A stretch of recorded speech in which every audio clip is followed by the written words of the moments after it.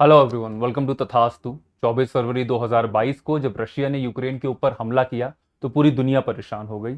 और वजह सिर्फ ये नहीं थी कि ये एक न्यूक्लियर पावर स्टेट ने एक यूरोपियन कंट्री के ऊपर हमला कर दिया। वजह ये भी थी कि जिस कंट्री वो के ऊपर ये हमला हुआ है उसे ब्रेड बास्केट ऑफ यूरोप कहा जाता है। वो पूरी दुनिया को फूड ग्रेन सप्लाई करता है। तो उस फूड सिक्योरिटी क्राइसिस से निपटने के लिए एक डील साइन की गई रशिया और यूक्रेन के बीच में, जिसे ब्लैक सी ग्रेन डील कहा जाता है। लेकिन अब व्लादिमीर पुतिन की ये स्टेटमेंट है कि इनफ इज इनफ, इस डील से हमें कोई फायदा नहीं हो रहा है, सारा फायदा वेस्ट और यूक्रेन को हो रहा है, तो हम इससे बाहर आ रहे हैं। तो एक बार देख लेते हैं कि ये डील थी क्या, इसे कॉल ऑफ क्यों किया गया, इसकी जरूरत पूरे देश पूरी दुनिया को क्यों है और इसके क्या सोल्यूशंस हो सकते हैं। और इसके बाद हम कुछ क्वेश्चंस भी देखेंगे। तो शुरू करते हैं। तो न्यूज ये है कि Black Sea grain deal ensured safe passage for ships carrying grain from Ukraine. Ukraine से जो भी शिप्स 24 फरवरी के बाद जो वो अपना एक्सपोर्ट्स करते थे तो वो रुक गए थे। 22 जुलाई से वापस एक्सपोर्ट शुरू हुए और इसके लिए एक सेफ पैसेज प्रोवाइड किया गया रशिया की तरफ से। और ये डील करवाने में हेल्प की किसने? यूनाइटेड नेशंस एंड टर्की ने। लेकिन टर्की इसका पार्ट क्यों है यूनाइटेड नेशंस, तो हमें समझ आता है। टर्की इस डील को मध्यस्थता उसने इसलिए करवाई क्योंकि वो ब्लैक सी का एक पड़ोसी है, जैसे बाकी सारे कंट्रीज हैं, Bulgaria, Romania, Ukraine, Georgia and Turkey. ठीक। तो लेकिन अभी जो न्यूज़ ये है उसमें ये है कि क्रेमलिन के स्पोक्स पर्सन डिमिट्री पेस्कोव ने ये अनाउंस किया है कि रशिया इस ग्रीन डील से बाहर आ जाएगा and the deal reached a de facto and according to him. ठीक। तो ये है क्या actually Black Sea grain deal है क्या? तो Ukraine is among the world's biggest exporter of food grains such as wheat and corn and a major contributor to UN's food aid programs. United Nations के food aid programs का ये बहुत बड़ा contributor है। Even world food programme का 50% तक का जो फूड वगैरह जाता है वो यूक्रेन के थ्रू ही जाता है। तो इसलिए उन्होंने कहा है कि अगर इससे कुछ भी दिक्कत आती है तो हम 125 मिलियन लोगों को जो खाना पहुंचा सकते हैं उसमें हमें दिक्कत आएगी। इसके अलावा just a second, after invasion and ports blockage the food prices soared and raised fears of food security in poorer nations. Pakistan में जो भी आज फूड क्राइसिस हो रहा है और जिस तरीके से इन्फ्लेशन इस तेजी से ऊपर की तरफ जा रहा है, उसका एक बहुत बड़ा रीजन ये माना जाता है कि उस वक्त जो होर्डिंग हुई थी, और दुनिया भर के कई इलाकों में, कई जगहों पे, कई देशों में ये होर्डिंग हुई, ये अभी आने वाले टाइम में फूड क्राइसिस होने वाला है तो उसे अभी होल्ड कर लिया जाए। और इस तरीके की प्रॉब्लम बहुत सारे लो डेवलपिंग कंट्रीज में, अंडर डेवलप्ड कंट्रीज में हुई थी और उससे इन्हें बहुत नुकसान हो रहा है, जैसे पाकिस्तान एक एग्जाम्पल है। इसी दिक्कत से निपटने के लिए, इसी के रिस्पॉन्स में Black Sea grain deal initiative को लाया गया to ensure a safe passage for cargo and ships carrying grain from the Ukraine. Okay. जिन तीन पोर्ट से ये ग्रेन भेजा जाएगा या जो शिप्स इन्हें लेके जाती हैं वो ये तीन पोर्ट हैं, ओडेसा, चोर्नोमॉर्स्क एंड पेवडेनी। ये अगर आप यहाँ पे देखोगे तो यहाँ पे है ये तीन पोर्ट्स, ओडेसा यहाँ है, चोर्नोमॉर्स्क यहाँ है एंड पेवडेनी यहाँ पे है। क्रीमिया ये रहा आपका पूरा ब्लैक सी, और यहाँ पे है सी ऑफ एजोव। ठीक। और इसी ग्रेन डील के बाद लगभग 32 मिलियन टन जो कॉर्न और व्हीट है वो एक्सपोर्ट किया जा चुका है यूक्रेन से। Now why has Russia not agreed to renew it? Russia की क्या दिक्कतें हैं?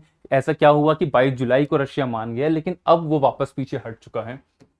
तो रशिया के हिसाब से जो सैंक्शंस उसके ऊपर इंपोज किए गए हैं, बात ये हुई थी कि इस पूरी वॉर के दौरान जो फूड की जो दिक्कतें हैं वो बीच में नहीं आएगी, फूड की सप्लाई की दिक्कतें बीच में नहीं आएंगी।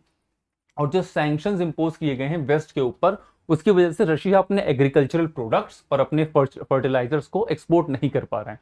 हालांकि कोई भी ऐसा direct ban Russian agricultural exports पे नहीं है, लेकिन जो पेमेंट प्लेटफॉर्म्स हैं जिनके ऊपर बैरियर लगाया गया है, जो शिपिंग है, जो इंश्योरेंस की सुविधा के ऊपर बैरियर है, उसकी वजह से जो एग्रीकल्चरल ट्रेड है वो बहुत ज्यादा इंपैक्ट हो रहा है। अब पेमेंट तो हम समझ रहे हैं, स्विफ्ट सिस्टम से रशिया को बाहर किया गया और वो सारी दिक्कतें। इंश्योरेंस क्या? क्योंकि एग्रीकल्चर प्रोडक्ट्स जो हैं वो बहुत ज़्यादा वॉलेटाइल होते हैं, पेरिशेबल होते हैं, और उसके प्रोटेक्शन के लिए इस तरह की इंश्योरेंस स्कीम्स की ज़रूरत है। या जो एग्रीकल्चरल गुड्स हैं उनकी लाइफ जो टाइम है वो थोड़ा कम होता है, तो यहाँ पे एग्रीकल्चरल इंश्योरेंस की ज़रूरत होती है। तो अगर वो नहीं होगा तो बहुत सारे लोग फार्मर्स इसे उगाते नहीं हैं और ट्रेडर्स इसमें ट्रेडिंग नहीं करते हैं, तो उसकी वजह से रशिया को ये दिक्कतें होती हैं।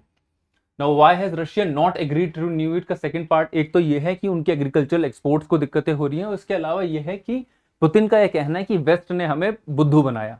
रीजन ये कि रशिया ने कहा था कि हम ये डील इसलिए कर रहे हैं कि जो गरीब कंट्रीज हैं जैसे अफ्रीका, लैटिन अमेरिका, इन कंट्रीज तक खाना पहुंचने में कोई दिक्कत ना हो, इनको कोई परेशानी का सामना ना करना पड़े। लेकिन अभी एक यूएन का डेटा सामने आया और उसी को रशिया बार बार कोट भी कर रहा है कि जो लो इनकम कंट्रीज को फूड गया वो केवल 3% गया है, ओनली 3%। हाई इनकम कंट्रीज को 44% गया है, और जो मिडिल इनकम कंट्रीज बची, जो भी पूरा 53% के आसपास मिडिल इनकम कंट्रीज को गया है और 44% जो हाई को गया है। तो ये जो पूरा कॉन्सेप्ट था इस डील को करने का कि लो नेशन कंट्रीज के पास से जाए, लो इनकम नेशन कंट्रीज के पास, वो तो डिफाई हो जाता है। और यूएन ने इसे एक्नॉलेज भी किया ये कहते हुए कि it was an agreement as a business venture benefiting the poor ones. जो गरीब लोग हैं उनकी मदद हो तो रही है, but primarily it was a business venture.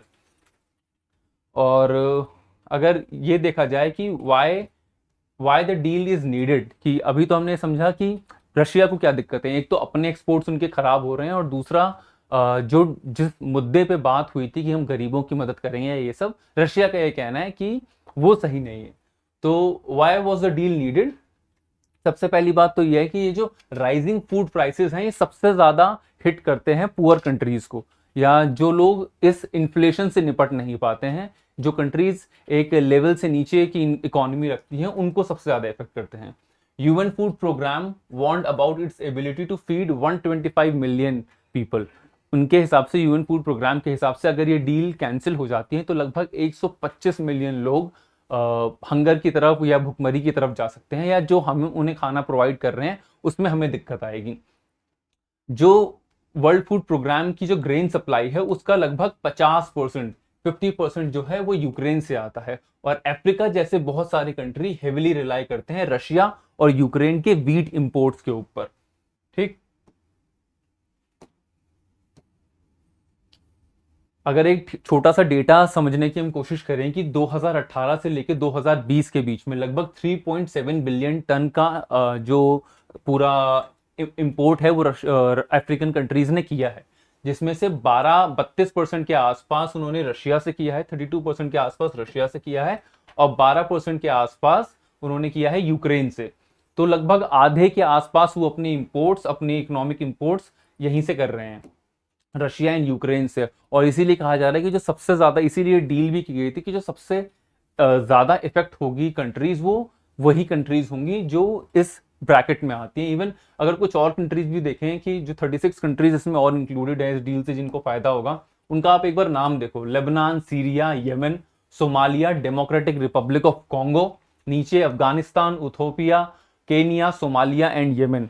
तो अगर किसी को यूपीएससी की प्रिपरेशन करने की जरूरत नहीं है, अगर उसे आइडिया होगा कि इन कंट्रीज के हालात क्या हैं, इन कंट्रीज के लिए खाना कितना ज्यादा जरूरी है।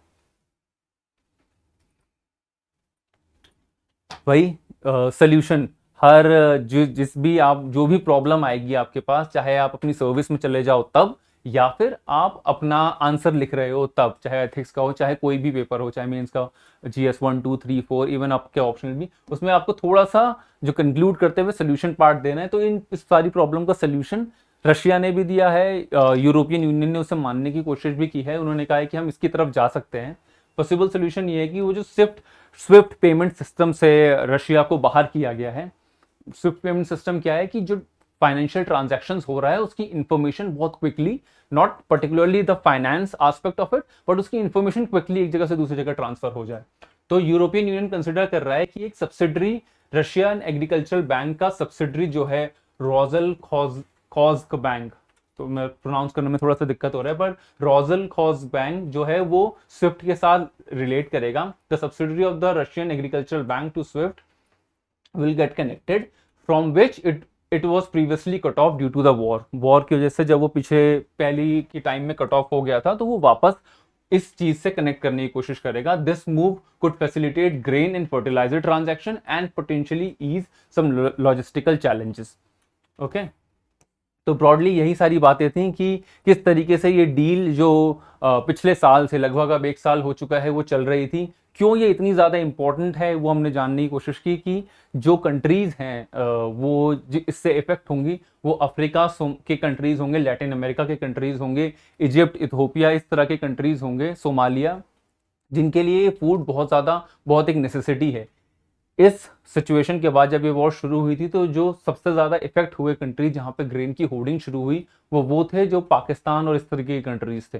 तो जो लो इनकम कंट्रीज हैं उनसे इसे बहुत ज़्यादा नुकसान होगा। यही वजह थी कि दुनिया भर की स्टॉक मार्केट्स उस वक्त गिरने लगी थी, यही वजह थी कि ग्रेन होर्डिंग शुरू हो गई थी।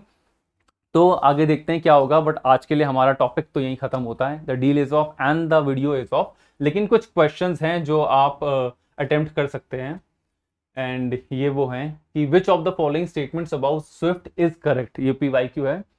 Swift sells software and services to financial institutions. SWIFT does not facilitate fund transfer. All international interbank messages does not use the SWIFT network and none of the above. ये 4 options हैं, इनमें से कौन सा सही ऑप्शन है आप comment करके बताओगे। One more question, which of the following countries share a border with Black Sea. Turkey, Greece, Siberia, Serbia. ठीक है, टर्की, ग्रीस, तो इसमें से कौन सा कंट्री है।